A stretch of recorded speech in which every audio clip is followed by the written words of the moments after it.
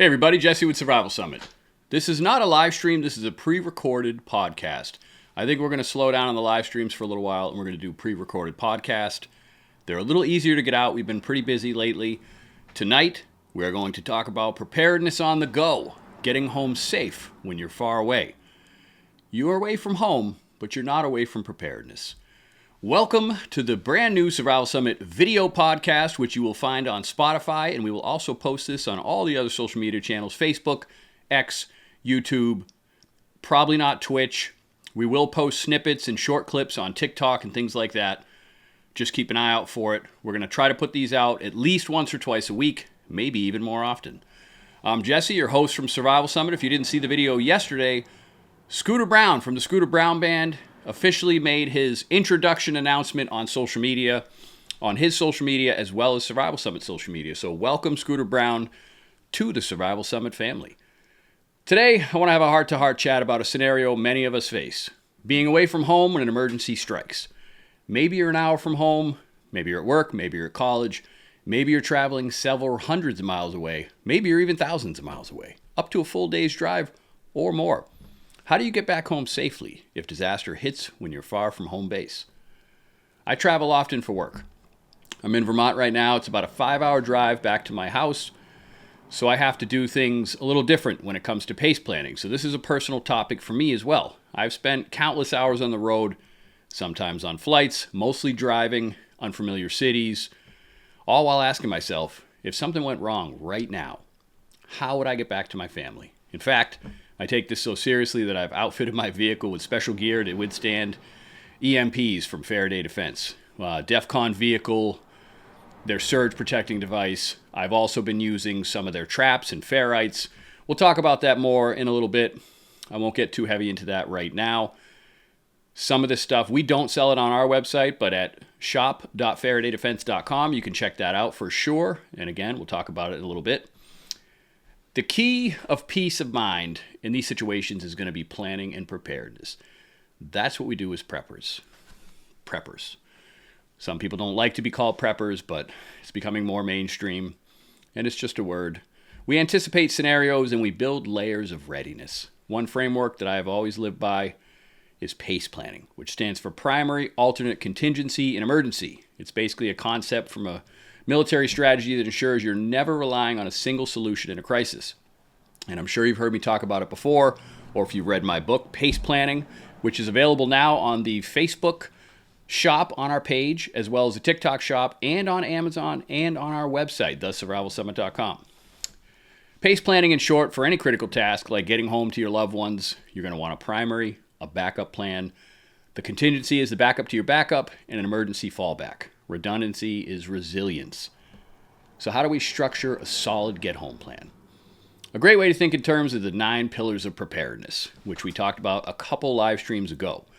These are the fundamental categories of survival needs that we must account for no matter what. They won't all apply in every situation, of course, but if you're on a journey by foot or by car under adverse conditions, the 9 pillars of preparedness are shelter, fire, water, food, medical, communications, signaling, land navigation, and personal protection. Personal protection being very important. These 9 pillars cover the core needs and skills that will keep you alive and moving towards home or wherever you may be headed. We're going to walk you through each one of these pillars in a practical, conversational way, share some tips, personal insights, and things I do myself to stay prepared when I'm away from home. By the end of this episode, you'll have a toolkit of ideas to make sure whenever you're either an hour away from home or a day away, you can handle whatever happens and get home safe. And at the very least, at least you have a plan. Let's start with shelter. Staying warm, staying dry, staying rested, even if you're on the road. When you're stranded far from home, shelter can be a top priority. You need to protect yourself from the elements so you can rest and maintain your strength. Now, if you're traveling by car, sometimes the vehicle is your shelter. It can keep you dry during the rain or other type of storm. It can keep you warm in colder weather, at least until the fuel runs out. But you shouldn't just rely on one option. What if you have to abandon the car? What if you're at work and something happens that forces you to stay put or travel on foot? Whatever that might be. You need alternate shelter solutions in your plan. Let's think about a scenario. A sudden disaster strikes when you're at work, an hour from home. Highways are gridlocked. It looks like you might be spending the night somewhere other than your own bed. Do you have what it takes to stay comfortable? Do you have what you need? In the winter of 2014, Atlanta saw a freak snowstorm that paralyzed the city with a massive traffic jam.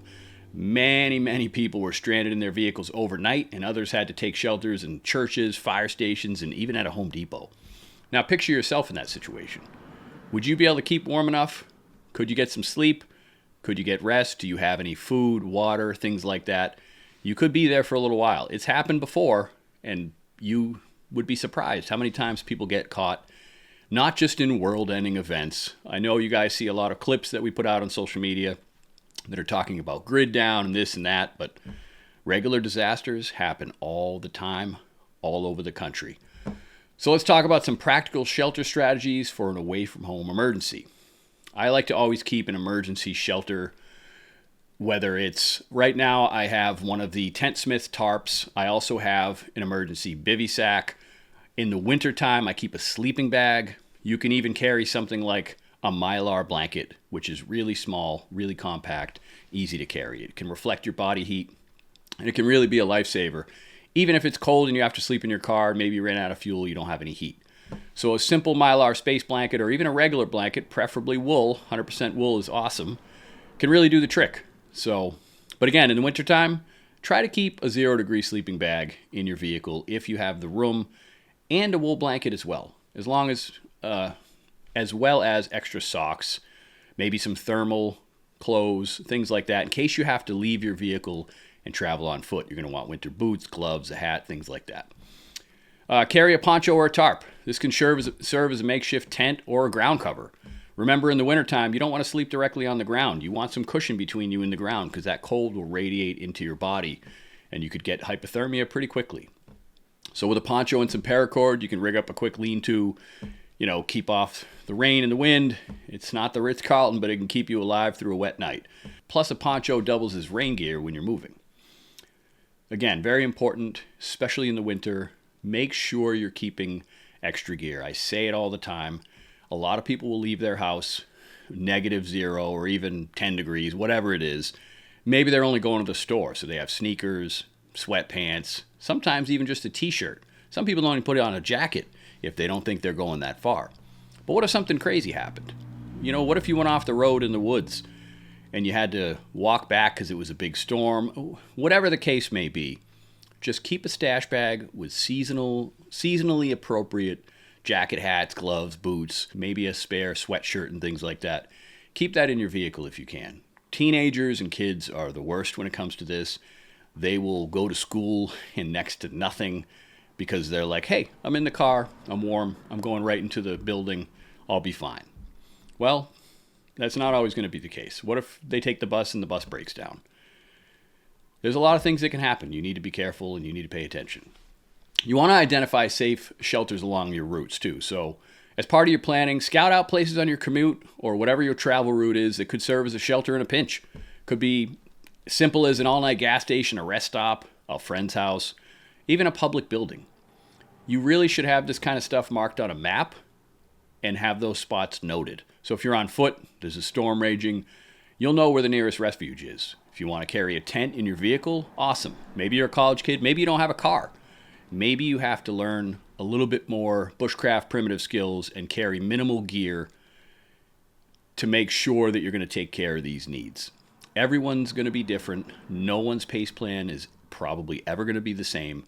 And your pace plan is going to change depending on where you are. If it's summertime and you're not in school, your pace plan revolves around your home. Your alternate and contingency and emergency plans will be different than if you're 3 hours away at school or if you're a long haul trucker, that's even more difficult to come up with a really comprehensive pace plan. You're going to have to need more gear.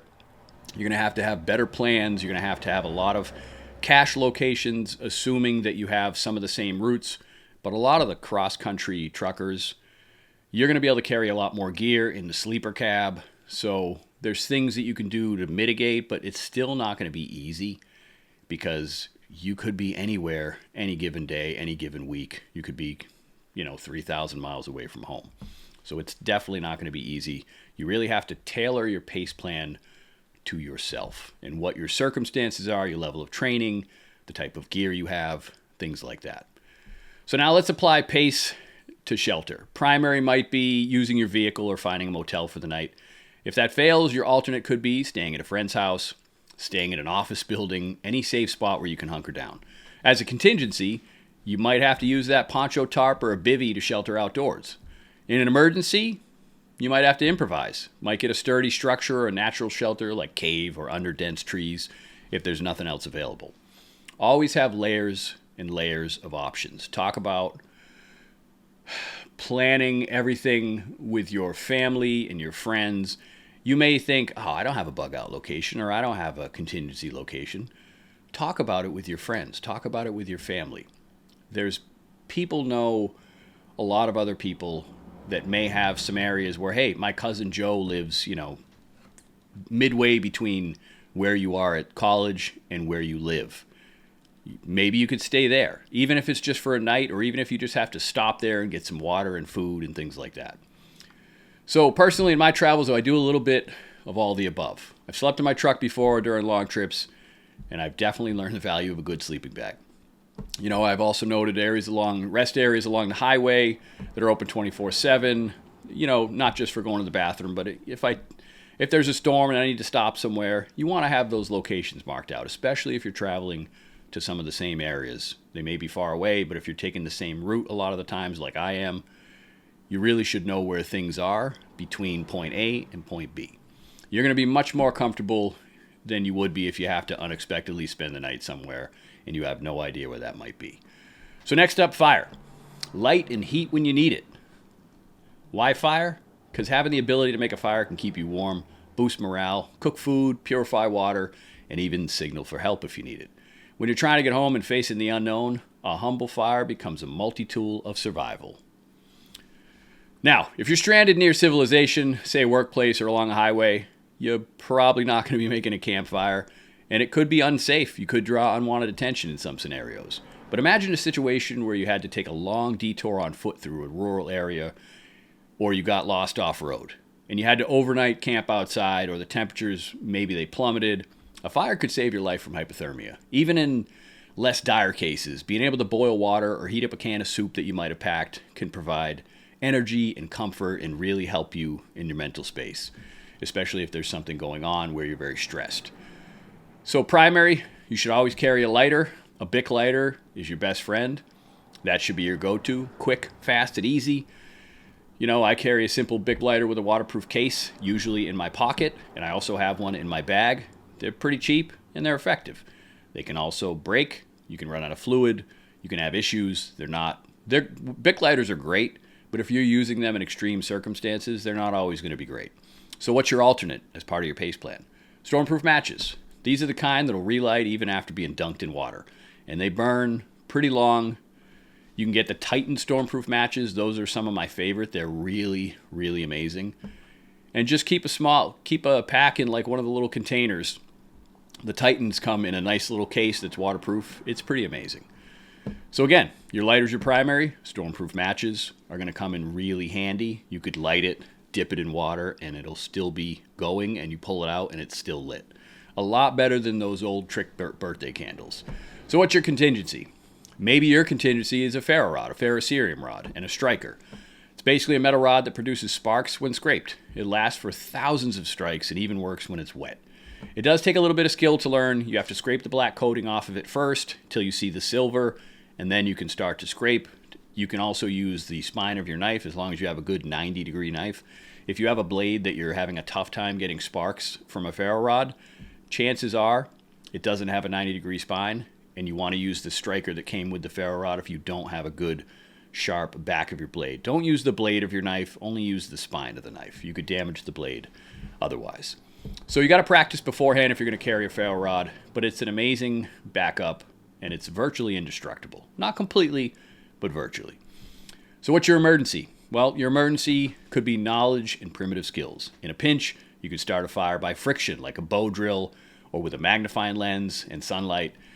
These methods are a little tougher, especially if you're tired or the weather's bad, so don't rely on them. But knowing a little bit about tinder and Firecraft in your emergency layer is going to be exponentially boost your chances of getting a fire going if some of your primary methods have failed, or maybe you lost your lighter, maybe you didn't have stormproof matches. And then you should know how to make a good tinder bundle from very fine dry tinder like bark shavings, or you could even go cotton balls with Vaseline if you want. It's a little bit messy. We have fire tabs on our website. They're really small and they're water treated, so they're basically waterproof, and you can use those as a fire starter. They're pretty awesome.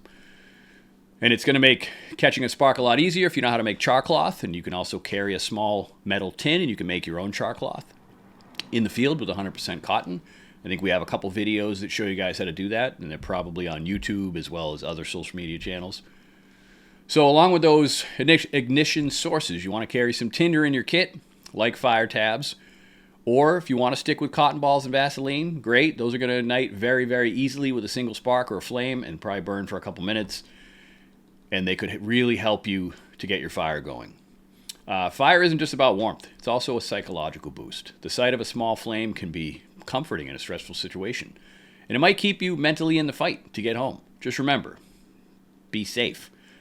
All the stuff, I think there were probably fires in California and LA were probably lit on purpose, but there's plenty of fires that start from people not being safe when they're starting a fire in the woods. So you really need to be careful, make sure there's no leaves and debris around.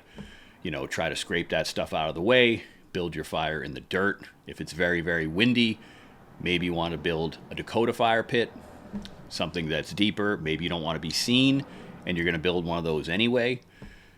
So just keep that stuff in mind. You really want to learn as many skills as you can, and part of pace planning is having not just the gear to provide for your primary, alternate, contingency, and emergency plans, but also the training and the skill. And you want to keep that training up to date. A lot of skills are perishable. You want to keep training as much as you can. And again, one more tip, pack a small metal cup or a pot. This will allow you to use your fire to boil water or cook something. Single wall stainless steel. Don't use the double wall because those have an insulated layer and it could actually explode in the fire. So you want to use a single wall stainless steel, or they have titanium now, which is lighter. It's more expensive. The single wall stainless steel is pretty cheap, but if you want titanium and you're willing to spend the money for it, go for it. They're pretty nice. So have multiple ways to make a fire and keep them in a place that's easy to reach, either in your bug out bag or on your person. If it's winter, try to keep a lighter and at least stormproof matches on you if you can. I carry a ferro rod on me as well, and I also keep it in my bug out bag, but I'm kind of a psycho when it comes to that stuff. Not everyone's going to be able to do that, especially if you're, in a business suit. You're probably not going to want to put all that gear in your pocket. But maybe you get something like a, tactical laptop bag, or a laptop bag, not tactical, but something where you can put a lot of gear in with extra pockets, not just your computer. So if you get stranded out at night sometime, it may be the difference between life or death if you're able to start a fire. Now, the next one, very, very, very important, water, of course. Arguably the most crucial survival necessity besides air. You can survive maybe 3 days without water, but that, again, depends on how many calories you're expending, how hot it is, how much you're sweating. Some people can go a little longer, depending on the circumstances. Some people can be a lot shorter. But long before that 3 days, you're going to be weak, disoriented, and you're going to be in trouble if you're dehydrated. When you're on the move trying to get home, staying hydrated is critical for keeping your energy and clear thinking. All right, so if you normally drive an hour to work, you might think water's no big deal. You can usually grab a drink at the store or at the office, but remember, we're talking an emergency scenario here. What if the power is out and the stores can't sell anything? What if you're stuck in a giant traffic jam, or you have to take the back roads on foot? Or imagine a larger scale crisis. Power outage hits the entire region, like the Northeast blackout of 2003. And subtly, evening commuters are stranded and forced to walk home because the trains and gas pumps don't work. These folks got pretty thirsty on their trek. So here's how to be a little bit better prepared when it comes to water. You should be carrying water with you at all times. It's a simple habit that can save you. I keep at least a couple bottles of water in my vehicle no matter what, and those are just bottles. I also keep a 6-gallon jerry can, which is tougher in the winter because it's going to freeze, so I have to take it in and out. It's a real pain, but I still like to keep water in the truck all the time. And then try to keep a full water bottle in your backpack, even if you have just the 32-ounce single-wall stainless steel bottle like the Pathfinder bottle and cup set.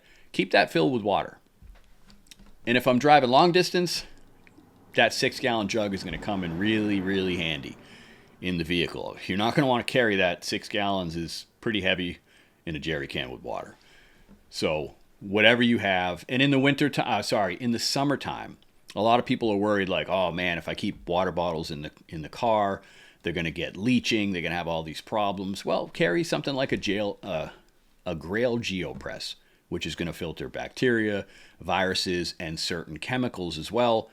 You really have to have a water bottle sit in your vehicle for weeks before any actually dangerous things are going to leach. You don't want those chemicals in your system either way, but a Grail GeoPress will help mitigate some of that. And it'll make it so if your water doesn't have any leached chemicals in it, but maybe it's been a little too long, you're worried about bacteria, just dump it in your filter and drink it that way. Just try to keep water in your vehicle at all time. And if you end up on foot, you should start out hydrated with as much water as you can reasonably carry. At least a couple liters if you can. Something that you see in movies sometimes, people will ration water, but medically and scientifically, rationing water isn't really helping you because once you get dehydrated, it's very difficult to rehydrate. Water is something that whenever you're traveling, if you come across a water source, even if you're not really that thirsty, you really should try to drink as much water as you can before you move on, and make sure you pack more water to take with you. You want to be able to purify more water. This is going to be huge. In a get-home situation, you may need to refill from a stream or a pond or even a puddle. So something like the Grail GeoPress or a Sawyer Mini, or there's a lot of filters out there that are really good. I try to stick with some of the bigger brands. Practical Survival has some that they sell on Amazon. They're kind of like the Life Straw, but I actually think maybe they're a little better. Drinking untreated water is a recipe for illness. It's the last thing you want to do when you're traveling. So I keep a lot of different filters. I keep a Sawyer Mini. I keep a Grail GeoPress. I keep a single-wall stainless steel bottle at all times. In my backpack, I also have a Camelback bladder. So if I take that 6-gallon jerry can and I throw the backpack on my back, I'll fill up that before I go. I'll make sure it's full so that I have at least, I think mine is a 3-liter, not a 2-liter. And I'll have water in my single-wall stainless steel bottle. And if I have my Grail GeoPress, which is usually in my vehicle at all times, I'll fill that up before I leave as well. So that way, I don't have to immediately try to find a water source. I know that I have 3 to 4 liters just on me at the time. And I also keep a cart in the back of my truck. A cart, like a garden cart with wheels. So if I need to pull a little bit of extra stuff, and in the wintertime, I carry an ice fishing sled so I can stack more gear, because your winter supplemental gear as part of your bug-out bag or your get-home bag, whatever you want to call it, is going to be a lot heavier. You're going to have a lot more gear like tarps and wool blankets, things like that. It's not going to be quite as light as your summer bag might be. You can also carry water purification tablets. They're pretty lightweight. You can treat water, but it takes about 30 minutes after you put the tablets in the water. That's kind of more of a contingency or maybe even an emergency. The best way is just going to be to boil water, even to save your filter. I mean, some of the Sawyer Minis can go for 100,000 gallons if you back flush them. But I hardly ever use the filters. I do use the Grail GeoPress quite a bit because I carry it around like a water bottle as well. And I just think it's really amazing. You're going to want to identify water sources along your route. Just as you would note shelter locations, note where water is available. If there's a river that runs, roughly parallel to the road, are there parks with ponds, maybe public buildings with spigots that you can get into with a Silcock key, which I actually carry one in my pocket all the time. Told you I'm paranoid. Something to consider in your kit, especially if you're in an urban area, is a Silcock key. You can get them on Amazon. There's probably a lot of places you can get them. But knowing where to find water is going to take a lot of uncertainty out of your journey. You might even cache some water. You might have some caches set up in different strategic locations, even if they have to be storage facilities, which are going to be expensive if you try to cache supplies in a storage facility. But it really depends on your situation, how far you have to drive. There's just a lot to it. So as an example, if you regularly drive long, barren stretches of road, you could stash a sealed cache of water bottles halfway, maybe even, buried off the road or buried somewhere wherever it is. Your plan, again, is going to be different. Everyone's plan is going to be different. Having a cache of supplies along travel routes like water, food, ammo, it's a really good force multiplier. So what's the pace plan approach look like when it comes to water? Your primary is going to be the water that you carry, normally what you drink during the day. Your alternate could be using your filter, whatever filter that may be. Your contingency could be the single wall stainless steel bottle for boiling. Your emergency could be water tablets, or it could be training primitive skills. You could be getting water through a lot of different methods. Primitively, you just have to learn these skills and train them. You really should learn as much as humanly possible. I cannot stress training enough. Training and skills are so much more important than gear. Don't get me wrong. I love gear. Everybody loves gear. But you really need to pay attention to training and skill sets. Very, very, very important. So you also want to make sure that you're staying hydrated proactively, like I said before. If you get an alert that something's wrong or you sense things are going sideways, again, start drinking up water before you have to start your journey, whether that's driving or walking or taking a bike, whatever it is. You're topping off your fluids because it's going to be easier to carry water inside your body than on your back. So remember, try to refill up your water bottle at every stop on your way wherever you might be going. Water is life. Don't hit the road without a way to carry it and without a way to make it safe. So food is next. Fuel for the long haul. That's the next pillar in the 9 pillars of preparedness. So humans can survive for weeks without food. And again, you could be pretty miserable and weak after a day or two without any calories, especially if you're expending a lot of calories and you're on the move. So it's not guaranteed you can actually survive for weeks without food or survive without being absolutely miserable, dizzy, have all kinds of issues. So never take that, I could survive 3 to 4 weeks without food and I'd be fine. It's not really how it works. When you're undertaking a really long journey or a strenuous trip, especially on foot, you need energy. And morale can really tank when you're hungry. Hangry is a real thing. So pack in some food just in case. That said, food's heavy and bulky compared to its urgency. It's lower priority than water. So we've got to be smart about what we bring, especially if we're on foot. The goal is going to be high calorie, non-perishable, easy to carry, and preferably items you don't have to cook. So what I typically carry in my bug out bag are the 3,600 calorie emergency rations by SOS. They're a little bit heavier, so sometimes I'll keep energy bars, a little bit of trail mix. Those are going to be really compact, high in calories, protein bars, granola bars, nuts, dried fruit, jerky. Eat what you enjoy. Try to have a mix of, different things that you have. You could have meal replacement bars. Daytrex, I believe, makes some of the similar ones to the SOS bars. Some of them are 2,400 calories. Some of them are 3,600 calories. You can even make your own. We have a video of how to make your own 5-year shelf life emergency rations that if you if you put in a vacuum sealed bag, you can get a really good shelf life out of them. So some of the SOS rations and the Daytrex, they're a little bit dry, but they're very dense and they do the job. They're packed with calories and carbs. They have fats in them. They have a lot of things that can sustain you for a really good amount of time. You don't want to eat them super long term. They're going to be amazing sources of energy if you're on the road. Now, what about lightweight real food? If you don't mind a little extra weight, pack a pouch or two, a couple cans of tuna, a few packets of peanut butter, things like that. You want to have protein and fats. In the winter, fats are going to be even more important. So you could throw in some beef jerky for some high protein. Just make sure you have plenty of water. You're going to want to drink enough water when you're taking down a lot of protein. So candy or glucose tablets. A quick bit of sugar can help you in the short term if you feel faint, if you need a little bit of instant energy, like tackling a steep hill or something. So you could keep a bag of small hard candies. They might help you with morale, give you something to do, something to think about. Electrolyte powder. If you guys have seen my video for my summer bug out bag, which is much smaller, it doesn't weigh very much. I keep a small container of electrolyte powder, and I believe it's the caged version, Kaged. There's a lot of different versions, but caged is fairly cheap. You can get it on Amazon. And I bought the little bottles where I can put at least 10 servings of electrolyte powder in that. And I got them on Amazon, and they were very, very cheap. So if you're driving and you're not on foot, you might have a larger cache of food in your vehicle. I keep quite a few SOS 3,600 calorie emergency rations in my vehicle. If I had to ditch the car, I'd selectively probably pack a few of the lighter, more high-value items into the pack.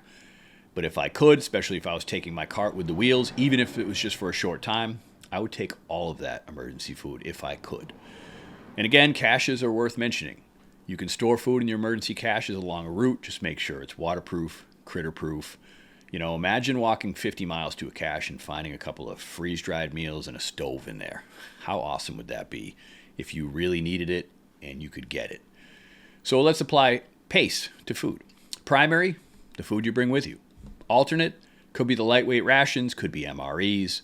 Your contingency could be the SOS emergency rations.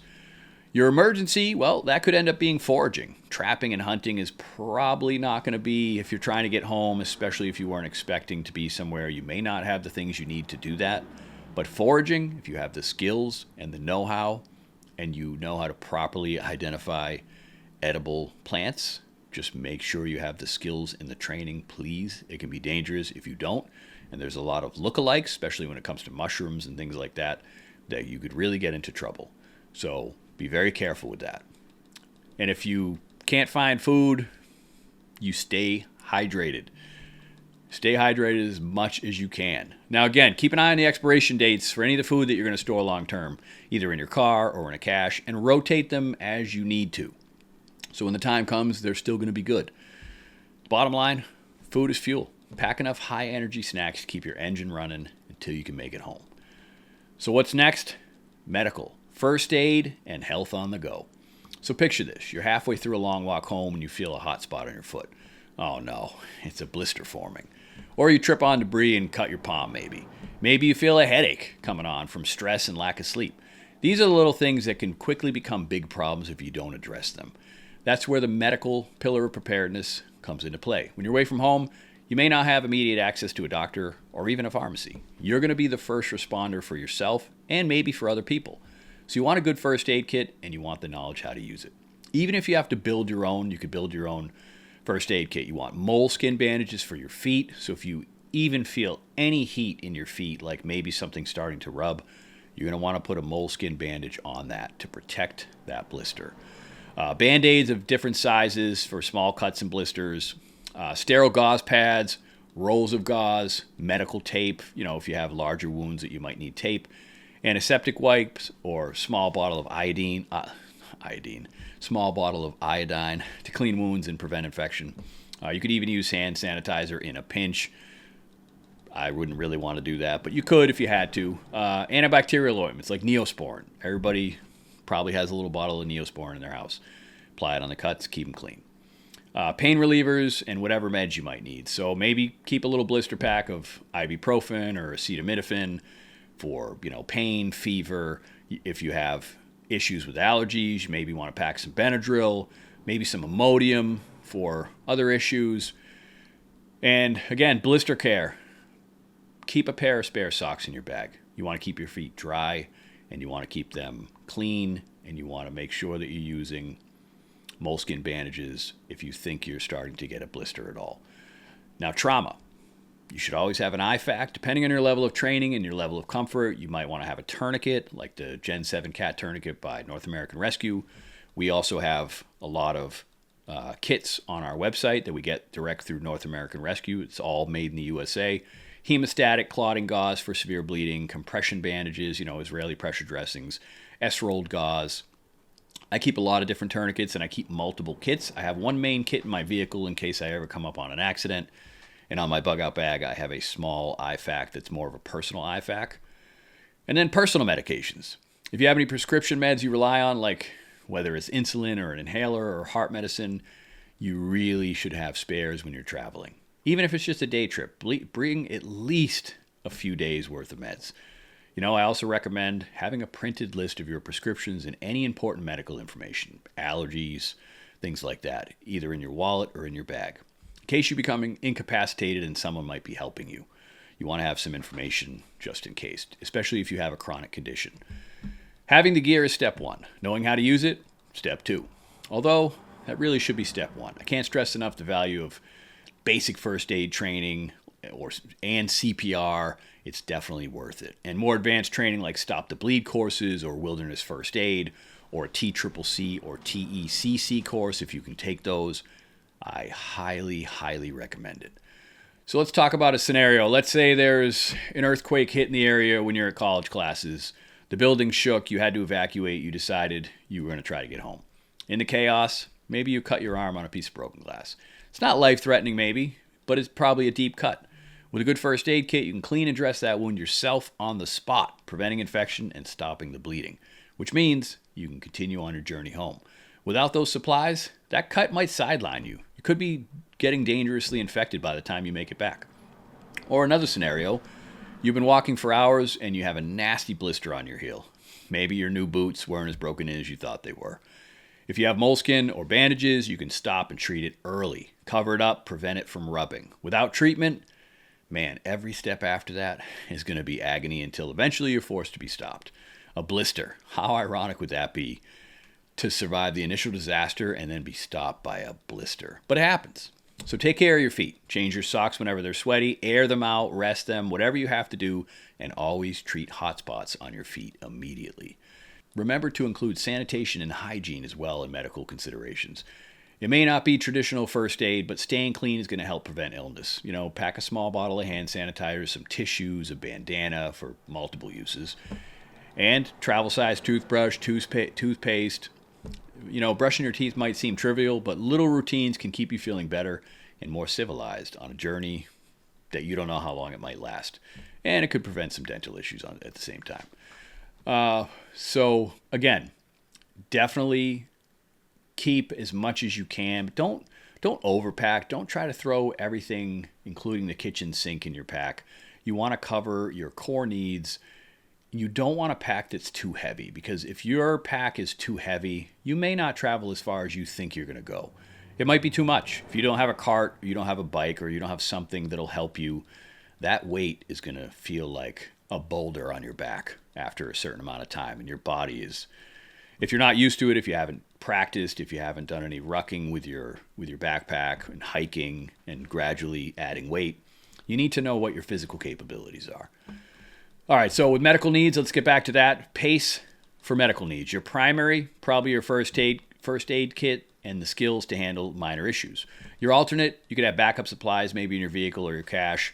If you get into a bigger injury, maybe your IFAK would come in handy in certain spots. Your contingency, you might have to improvise. You might have to use a piece of clean cloth as a bandage and duct tape or something like that. Emergency, if you're on the road, maybe try to find a medic, a doctor as soon as possible. Now, that wouldn't be an emergency if you had a major issue. You're going to want to find a doctor and a medic as soon as humanly possible. Unless it's some nationwide crazy event that's happening, you should be able to find someone. But again, you are your first responder. So the goal is to keep yourself healthy enough to keep continuing moving forward. And take care of yourself when you're out there. Having a well-stocked medical kit is like having a little doctor in your bag. It's one of those things you hope not to need, but if you do, you'll be glad you have it. And it might not be you. It might be someone else that needs it. Someone that you run across on the road that needs medical attention. And maybe you could save them. All right, next, communication. Staying connected when networks go down. When an emergency hits, information and communication become priceless. You'll want to contact your loved ones. You might want to get updates on the situation, and you want to coordinate as needed. But what happens if the phone lines are jammed or the power grid is down? We have to plan for communication failures and have backups. This is where pace planning really shines. First, let's cover normal circumstances. In any likely scenario, your cell phone is going to be your primary communications tool, more than likely. So make sure it's charged. A dead phone is like a paperweight. It's not going to do you much good. I always carry a portable battery pack, like a power bank. I have multiple in my vehicle at all times. I keep one in my bugout bag as well, along with a charging cable for the phone. And if I'm in my vehicle, I have a car charger as well. Whenever I'm driving long distance, I'll plug my phone in. I'll keep it topped off. Some people don't like to do that because they think, the battery, if you keep it plugged in all the time and you're not, letting it go down to 20%, the battery is going to have less of a life. You know what? My whole life, I've kept my phones topped up and charged. Never had an issue with the batteries being junk. Sometimes phones have a junk battery. Certain models of certain phones have a crappy battery all the time, no matter what. And some are awesome. So I think that's negligible. Maybe I'm wrong, but I've never had an issue with it. Now, if the cell network is still up, Awesome. Call or text your friends or your family and inform them of what your plan is, where you are, everything that's happening. Text messages can go through a little more reliable in a disaster because they're using less bandwidth. So if you can't get through on a phone, through a call, you might want to try a text message as well. Just something like, I'm okay, headed home, whatever the case is. We'll check in when I can, things like that. So make sure you have a predetermined contact or two. Look, if you're a student, you're away at college, it's probably your parents. Or if you're at work, maybe you're older, maybe it's not your parents, maybe it's your wife, maybe it's your kids, maybe it's one of your best friends. It depends on your situation and who you have set up beforehand that may be able to help you in certain situations. It's really important to try to have a group, and even if it's just family, preferably family and some close friends, that hopefully you train together. Some people may not be into preparedness, but it's not that hard to convince people to be ready for natural disasters or learn some skills for when they like to go hiking or camping. It's just something that you should really, especially get your own family learning some basic skills. It's very, very important. So, hey, could be a relative in another state. Could be someone who acts as a relay. Sometimes local communications are down, but you can reach someone out of an area who can then tell other people of your status. You never know. What if the cell service is completely unavailable? This is where your alternate communication tools are going to come into play. Now, before I get into that, I keep all of my primary, alternate, contingency, and emergency, and I've done a lot of videos on this, when it comes to keeping everything in a Faraday bag that makes them EMP proof. Yes, maybe that'll never be an issue, but why not? If there's something like a large solar flare, that's not going to affect your small electronics unless they're plugged into the grid, because that affects long transmission lines. If you saw the last live stream we did, we talked about EMPs and solar flares, but the high altitude EMP could destroy nearly all small electronics depending on how it was detonated, where it was detonated, and what the reach might be. So two-way radios, small, FRS, GMRS radios can be useful if you and your family or your teammates, if you have a team that you're preparing with, if they each have one, you're within a certain amount of miles from each other. So they don't rely on infrastructure. It's really just line of sight range. Some of them are, especially in the city, it's probably just a couple to a few miles. In the longer areas where there's not buildings in the way, you might be able to get some good walkie-talkies for 20, 25 miles, things like that. For a work scenario, maybe you have a coworker. Maybe you're headed out together. Having radios can keep you in touch if you guys get separated or out of shouting range or whatever the case is. You really should get into ham radio, also called amateur radio. It's a deeper hobby and a tool, but it's one of the most robust communication methods when all else fails. A handheld radio like a Bofang or whatever your favorite ham radio might be can reach much further than an FRS radio, especially if it's connected to repeaters, provided those repeaters have power. So if something happens and they lose their power, those repeaters aren't going to work. Your distance is going to be limited.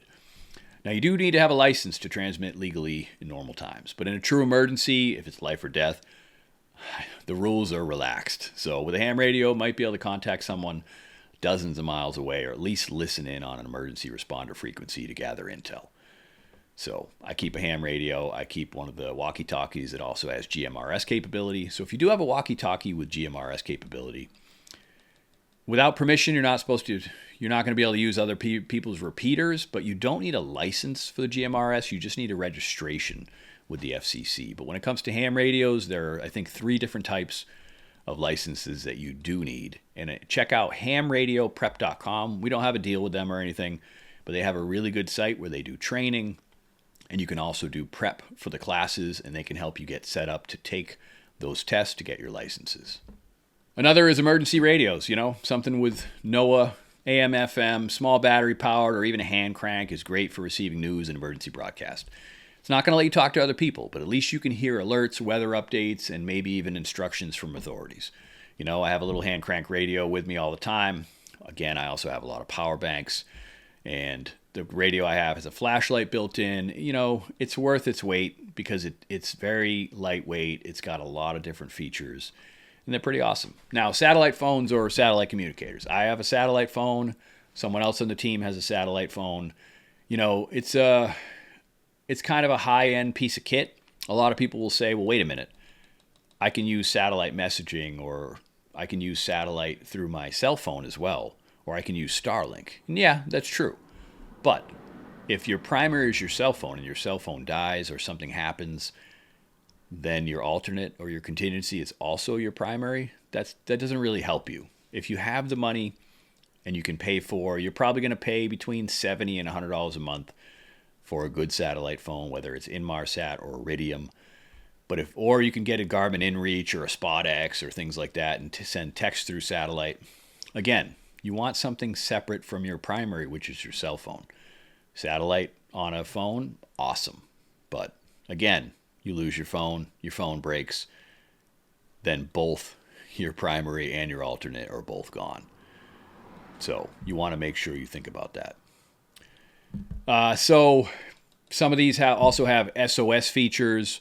I mean, I'm going to say I'm probably never going to get rid of my satellite phone. And if you get one, get the rollover minutes, because I only use it for emergencies, and I must have 14 to 16 hours worth of talk time saved up. And it's amazing.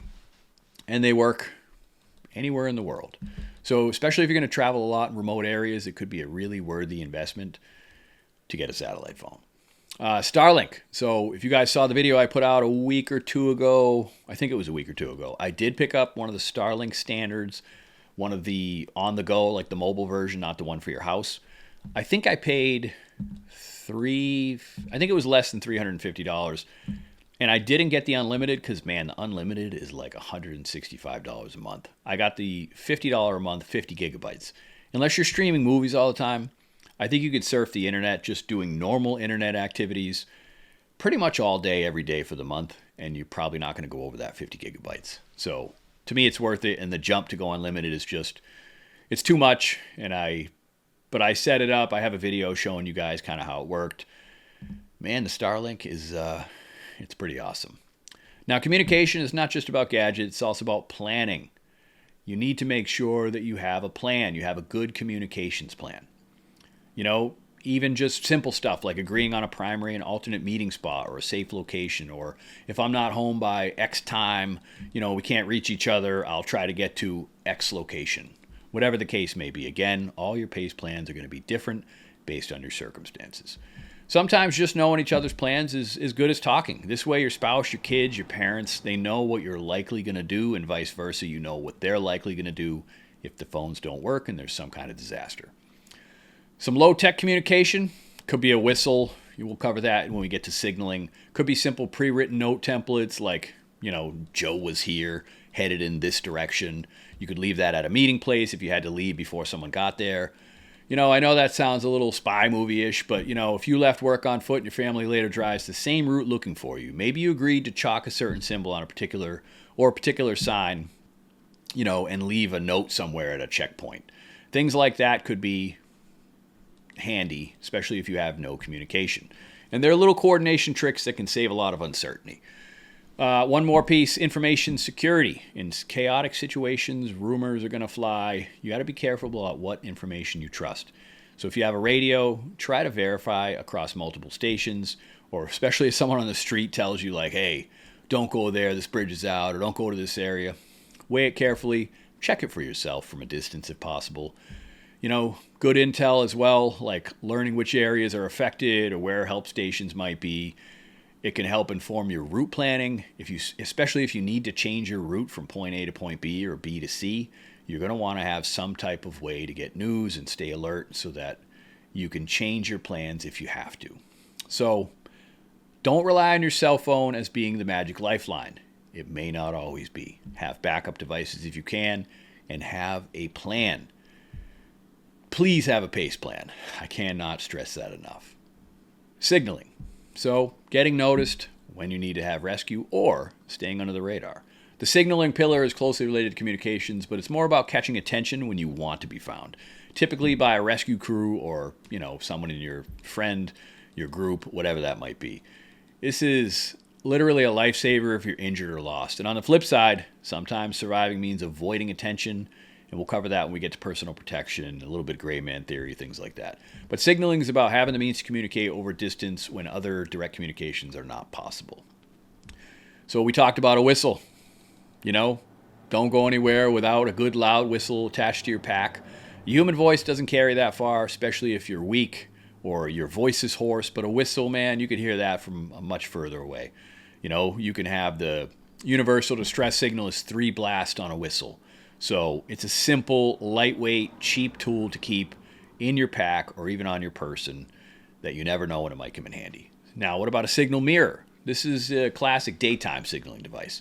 So a small mirror, preferably with a sighting hole, ideally can reflect sunlight to create a really bright flash that can be seen from miles away by aircraft or by people. And it's useful in the open country, or especially if there's a search helicopter in the area looking for you, you can carry a credit card size signal mirror in your kit or in your pocket, and it can really be a lifesaver. Now, flashlight and strobe. Flashlight's obviously a must-have for general use at night, navigation, but it can also be used as signaling. You could use it to signal SOS, which is 3 short, 3 long. 3 short. So 3 long, 3 short. And hopefully, if it's normal people, they'll know that's an SOS signal, but if it's not, if it's law enforcement or someone that has the training and understanding to know what SOS is, they'll understand what you're doing. It could be great for attracting attention or disorienting an aggressor if you need it. You can also keep a headlamp for hands-free, small tactical flashlight for stronger beams, things like that. You could also use flares or smoke. They make a lot of really good kind of smoke grenades these days that are pretty amazing. You can find them online. And we have a signal kit at thesurvivalsummit.com, and it's called I think it's just called the Boss Signal Kit. I don't think there's any special name to it. I don't know why I thought maybe there was.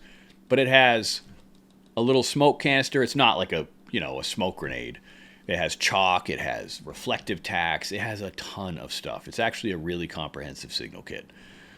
So it'll have, markers, brightly colored, things like that. But you can also carry brightly colored bandanas or, signal panels, things like that. A lot of people think, oh, why do I need stuff for signaling? That's not really something I need. But if you're looking to get rescued, it may be the most important thing that you have in your kit. All right, so let's apply PACE to signaling. Your primary, your cell phone to call for help, if that's an option. Your alternate could be a whistle, could be visual signals to alert people that are close to you. Your contingency could be radio communications, could be flares to reach out a little bit further out to rescuers. Your emergency could be, an orange smoke canister or a flashlight for SOS signaling or a signaling mirror. If you're moving, say on your journey home, but you want to leave a sign for others, maybe family falling behind or rescuers who come to search the route for whatever reason, you can leave subtle signs like arrows drawn in the dirt pointing in your direction, or, tie small ribbons and flagging to indicate that you passed through there. Kind of like the breadcrumb trail method. Just be cautious. It's a signal to anybody, not just friends, not just rescuers. So if something crazy happened, you might not want to leave a breadcrumb trail to where you are or where you are going. In most get-home scenarios, you're probably going to lean towards staying hidden rather than signaling unless you really need rescue. So let's transition to the concept of staying inconspicuous and protecting yourself, which falls under personal protection. And we're going to talk about that in a little bit. So I want to talk about land navigation, finding your way back. One of the 9 pillars of preparedness is land navigation. It's the one that literally guides your journey when you're trying to get home without your usual conveniences. Knowing where you are, how to get to your destination is going to be crucial. It's not just about reading a map. It's about planning routes, having backups, and yes, thinking about transportation options. First off, you want to have maps. This could sound a little old-fashioned in the area of GPS. Of course, you want to have GPS. You have GPS on your phone. You can carry a small GPS like the Garmin 64ST or a newer model. I still have the 64ST. I love it. But if your phone dies or the network's down, or for some reason GPS isn't working, a paper map is going to be worth its weight in gold. I keep road maps in the car for any state I travel through, typically in a 3-state radius. For local commuting, maybe you want to have some street maps of the region. They're going to be a little bit easier than a regional map of a state. Maybe you haven't touched a paper map in years. Get one, familiarize yourself with it. Topo maps for backcountry terrain, as long as it's not too far. You're probably only going to be able to carry a certain amount of detailed topo maps, and you're probably going to have to get them by town or even smaller areas. So if you're trying to map out an entire state with topo maps, you better carry a suitcase because you're not going to be able to carry that many maps with you. You're going to want to mark the key routes, your primary route home, at least 1 or 2 alternate routes, contingency. You want to make sure you mark alternate routes in case of road closures or other dangers along the way. And mark any terrain features, rivers, where there might be food sources, note where there might be bridges. You want to mark the bridges too because there could be choke points or the bridges could be out if there's flooding, things like that. And if you're having a topo map or even a regular map, you want to have a compass. Carry a compass, know how to use it. Even a simple base plate compass can help you orient on your map and follow a simple bearing, so a simple azimuth. If you end up cutting through the wilderness or an unfamiliar area because you're probably not going to walk around, you're going to want to take some shortcuts, a compass can keep you from walking in circles if you have some skills and a little bit of training. Practice shooting a bearing, walking in a straight line. In the woods, if you're right-handed, they say you typically will walk around a tree to the right side, or if you're left-handed, typically to the left. So you might think you're walking in a straight line, but if you're always going to the right of trees, you're probably going to start veering off fairly easily. So keep that in mind. That's why you want to be able to pick a point from where you are and know that that's the direction you're going and keep that straight line so you're not going too far off course. Let's talk about routes and pace planning for travel. So your goal is to get from point A, wherever you are, to point B, whether that's home or to another agreed safe location. We're going to use pace and plan multiple routes and modes of travel. So your primary route, likely the one you normally take, maybe the highway or just regular main roads, fastest route under normal conditions. But in a major emergency, the primary route could be jammed, it could be closed. Everyone else could be trying to evacuate or get home at the same time, or authorities could be blocking the highways. Alternate routes. You want alternate routes. Identify back roads, secondary highways that lead home or lead to wherever your location might be that you're going. This might be a little longer, might be a little slower, but it could be freer if everyone else is on the main roads. Maybe there's a rural road that runs parallel to the interstate. You really should know these options. I sometimes will drive different routes coming to and from Vermont just to kind of see what the travel's like, whether I'm going over the mountain or whether I'm going through different towns. It's a good way to familiarize yourself with those routes because sometimes going over the mountain in the winter here, not a great idea. It's actually a really terrible idea. So you're going to want to have to go around some of those really long, windy, snowy roads where you could end up crashing pretty easily, even with a really good vehicle. Contingency routes, those could be a series of local streets or even a path that's not on the road at all. Could mean you ditch the roads entirely, cut through a forest, follow a railroad line or a power line, somewhere that generally goes into the direction where you need to go. And if you map these things out, you'll know where some of these things are. You'll know which railroad goes east, which goes west, whatever the case may be. In a truly desperate scenario, you might be navigating cross country. So this is where your map and your compass work is going to be vital. If every road home is blocked, you could, walk through with a compass through 10 miles of woods to a point maybe closer to home. It's good to at least consider these as possibilities. Mark footpaths, pipeline right-of-ways, power line right-of-ways. Mark all that stuff off on your map. They really could serve as good contingency trails. So emergency, in the worst case, maybe you have to go in a completely different direction to avoid danger. Maybe there's a chemical spill blocking your direct route. Maybe you actually have to go far away from home to go around it. Or maybe you have no map and you have to rely on general sense. Some of us have good general sense of direction, some of us not so much. So emergency nav could be really rough, but basic direction, sunrise is in the east. Don't go by the moss growing on usually the north side because that's kind of a myth. It doesn't always happen that way. There's a lot of factors and it's not a safe way to figure out which way is north. If you know the stars and the star patterns, you can usually navigate at night with the stars. Beyond routes, consider transportation. Your car is going to be your primary if it is functional, but as we talked about, you're going to need alternatives if your car becomes unusable, whether it's from an accident, an EMP, no fuel, roads blocked, whatever it might be. Maybe you keep a mountain bike in your truck. Maybe you keep a folding bike in the trunk. What if you get stuck 100 miles from home and it's impassable for cars? A bicycle can turn a week-long walk into a 2-day bike ride, or it can turn an all-day ride into, a couple hours on the bike. Bikes don't need fuel. They can weave through traffic jams. They're much faster than walking. And, if you work a commute that's 20, 30 miles and you aren't in the greatest shape to walk it, a bike could get you home in as little as a few hours. But you want multiple transportation options to give you that flexibility. On foot, of course, is going to be an option. Always be ready to be your own motor. The old shoe leather express. That means you need good footwear. So if you're in dress shoes at work, hopefully you stored sneakers or boots in your office or your car. Make sure they're broken in. If you have really good broken in, like hiking boots, they're pretty awesome. Some people, they walk marathons. They love sneakers. But keep in mind, if you're going to have sneakers and if you're not on pavement, that could become difficult. You could twist an ankle a lot easier if you have to travel through the woods if you're wearing sneakers. So if you have good hiking boots, I really love the Solomon boots. That's just a preference of mine, and they're really amazing hiking boots. They're also very, very expensive, so keep that in mind. And again, you want to try to pack light, but if you have a vehicle, there's no reason you can't keep a couple different alternate, sneakers and boots in your vehicle. Because what if you have to hoof it for 50 plus miles?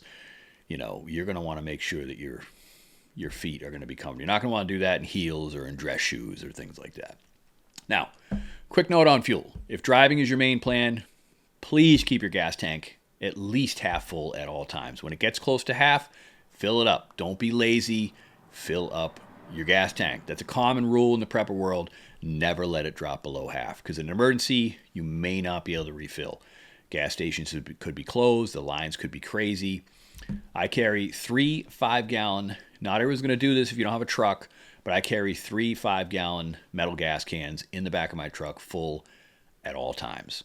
I could get at least probably 7 hours on a tank, and then I could get another 7 hours if I had to go in another direction with that spare fuel. If you don't carry fuel, try to carry cash. Sometimes gas stations may operate on cash if the card networks are down. Cash might convince someone to give you some gas from their can too. You never know. Also, you want to carry a siphon.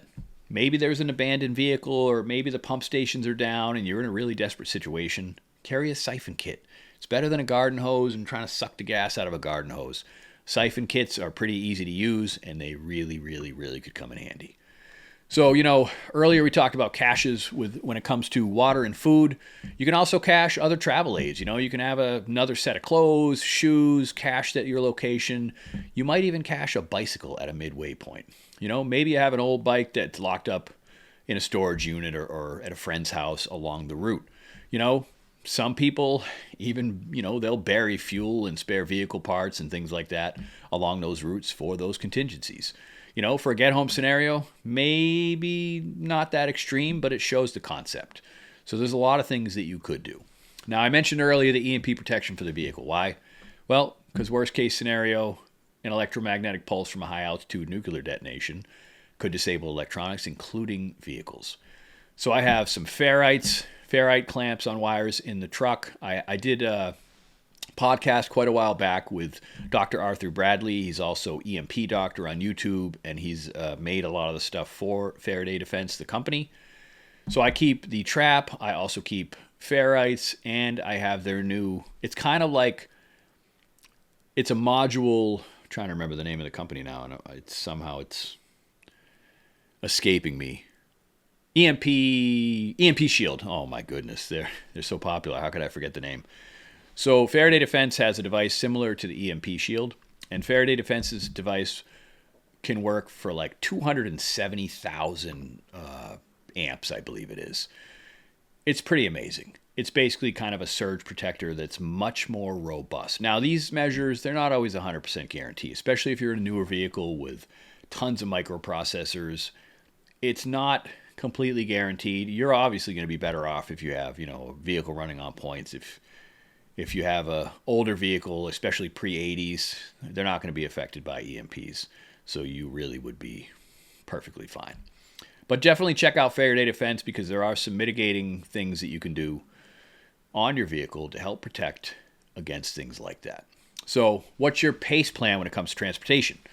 Of course, my primary is my truck. That's what I'm normally going to be in, under normal conditions. My alternate could be my truck, running under a hardship, hardened against an EMP. Maybe I have to procure an older carbureted vehicle from someone else. Procure, if you really had to, if it was a major, major event and you had to try to get back and save your family. Your contingency could be a bicycle, could be an e-bike, but I don't know that you're going to get very many miles from that. And if there's some kind of an EMP, unless you have your e-bike, protected against that, that's not going to run either. In your emergency, of course, walking. So you don't want to be down to just one option, whether, it's my truck or I have to walk. You want to try to have some sort of an alternate, whether it's hardening your vehicle or whether it's a folding bicycle in your trunk, a skateboard, whatever it is, scooter, whatever it might be. Navigation is also going to include knowing your limits and knowing your pace. Plan how far you can realistically travel per day on foot. A fit person can maybe walk 20 to 30 miles in a day if they had to on roads if they're pushing hard, but it's still tough. 10 to 15 miles a day is way more sustainable for most people. And that, actually, I wouldn't even say most people. I don't know how many people have walked 10 or 15 miles ever in their entire life, so I'm not really sure what those numbers actually would look like, especially if you're carrying a pack or you're in rough terrain. So if you're like 60 miles out, you might be walking for several days or longer. So you got to plan for overnight stops, shelter, water, fire, food. If you have that map, mark possible rest locations each day for that journey. So have maps, use them, have multiple routes, keep navigation tools handy, and consider alternate modes of movement if you can. The journey home might not be as simple as Google Maps says it is during normal times, so you have to prepare to navigate the old-fashioned way if needed. With good navigation prep, you will not be wandering cluelessly. You're going to move with purpose and direction, and that can make all the difference. All right, personal protection. You got to stay safe. And we're also going to talk a little bit about Gray Man. So the last of the 9 pillars of preparedness, and one of the most important, is personal protection. This covers everything from self-defense to situation awareness to the Gray Man approach of staying unnoticed. In a crisis scenario, dangers aren't just environmental. They come from other people. The most dangerous animal on the planet is us, humans. When you're away from home, especially if you're alone, you need to be your own security detail. So one of your number one things is going to be situational awareness. It's your first line of defense. Pay attention to your surroundings at all times. Keep your head up. Keep your eyes and your ears open. In a disaster, things can change rapidly. Perhaps civil unrest breaks out, or they're opportunistic criminals taking advantage of the chaos, looting, things like that. By staying alert, you can often see trouble before you're in the middle of it and choose a safer path. So if you're walking and you notice a crowd forming that looks agitated, get out of there. Find a detour. Avoid that crowd. If you hear gunshots or screams ahead, take a different route. Always trust your gut. If something feels off in an area or something gives you bad vibes, avoid it. Your gut is 10 million times better than your mind just trying to think stuff through. Your gut can give you really, really good information. And I believe it's because your brain is picking up signals of things that are not normal, things that shouldn't be happening, that are different than the norm. And that's your gut telling you. Your brain knows something, even if you haven't exactly thought of what it is yet. So situational awareness, and always go with your gut. Now, the Gray Man theory. So I'm a proponent of the Gray Man theory, especially in a get-home situation, but some people say you don't want to look tactical, you don't want to look rich, you don't want to look like this and that. Situational awareness is really depending on the area that you're in. You may be in the middle of nowhere where everyone wears camo, or maybe it's hunting season. And if you're wearing just like sweatpants and a hoodie, maybe in certain areas you're going to look out of place.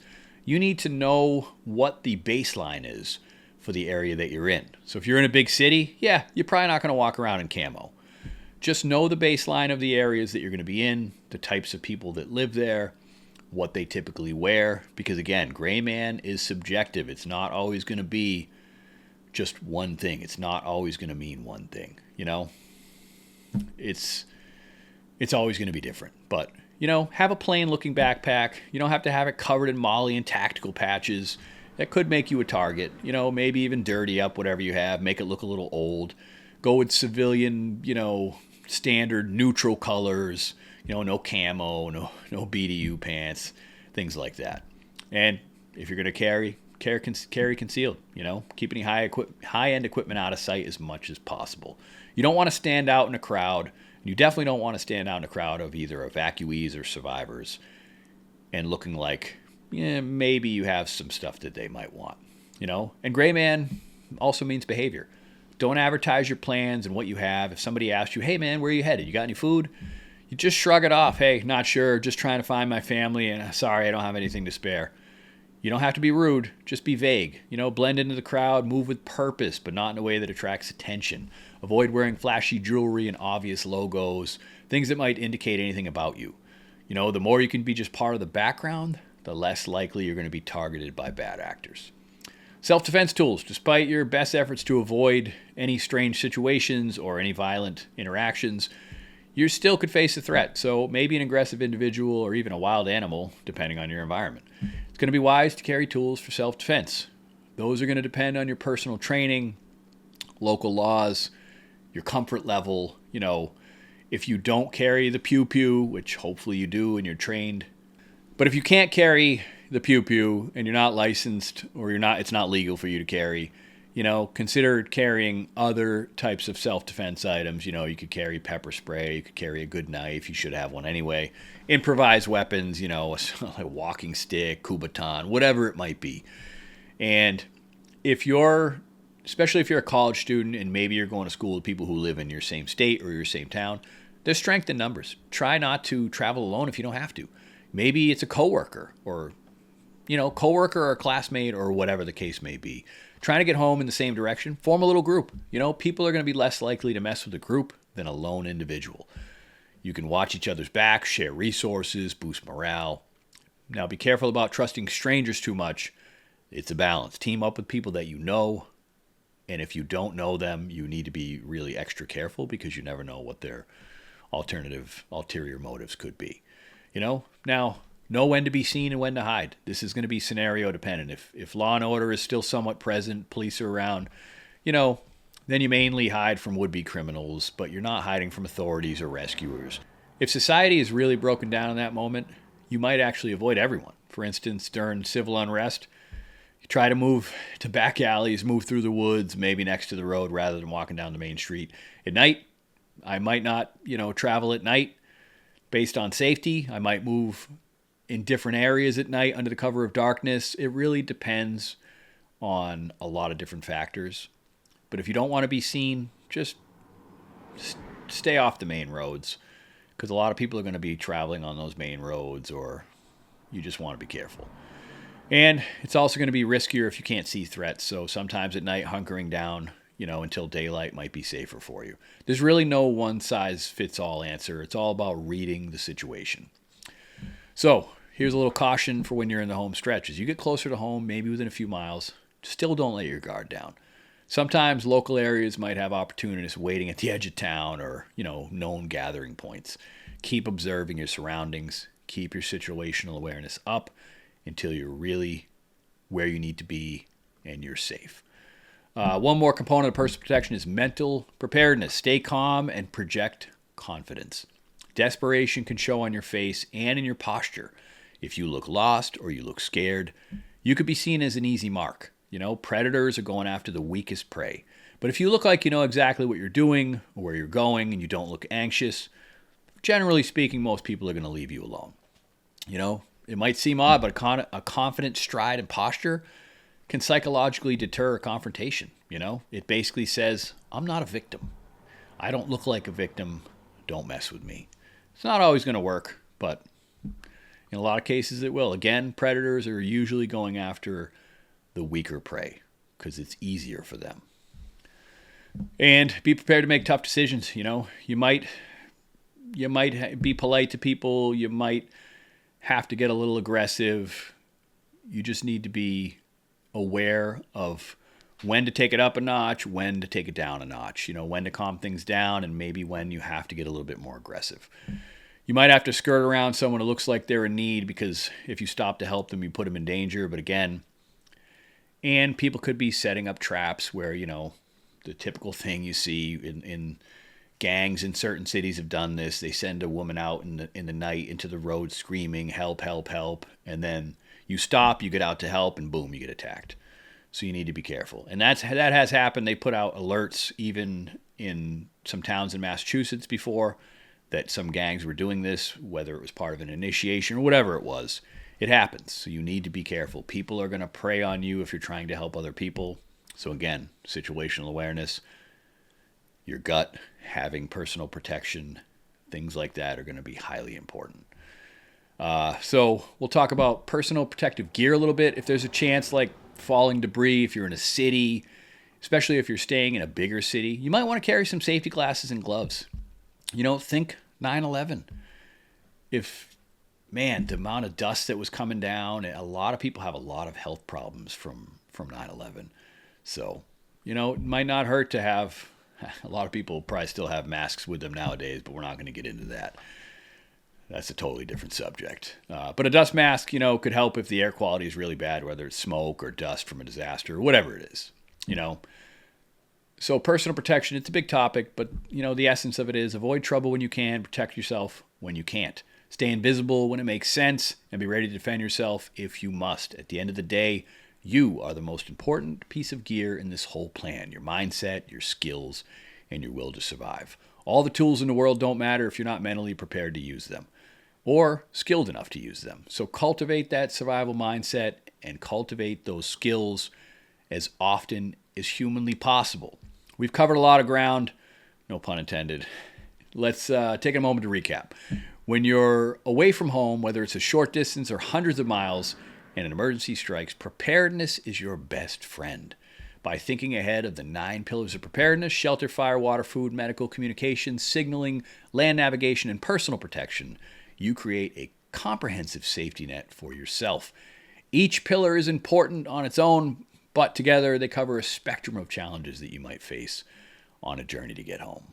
Thanks for joining us again. This was not a live stream. This is a pre-recorded video podcast, and I think we're going to start doing these more often. Maybe eventually we'll bring the live stream back.